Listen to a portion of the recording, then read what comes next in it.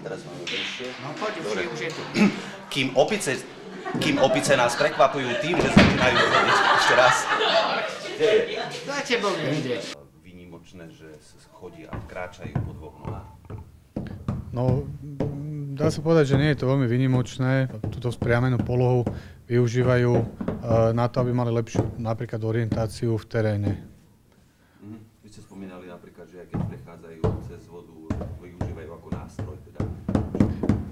Áno, vo voľnej prírode bolo pozorované častokrát nielen u goril, ale aj u šimpanzov alebo orangutanov to, že používajú dolné končatiny alebo teda nohy na to, aby sa premiestňovali okolo nich, tak sa samozrejme môžu vzpriamiť, postaviť na tie nohy a tým pádom získavajú lepší prehľad o tom, čo sa deje okolo nich, či im nehrozí nejaké nebezpečenstvo alebo naopak vyhľadávajú preto, aby dosiahli či už potravu, lepší prehľad, postavenie spôsobené k tomu, aby využívali všetky 4 končatiny na chôdzu alebo presúvanie sa.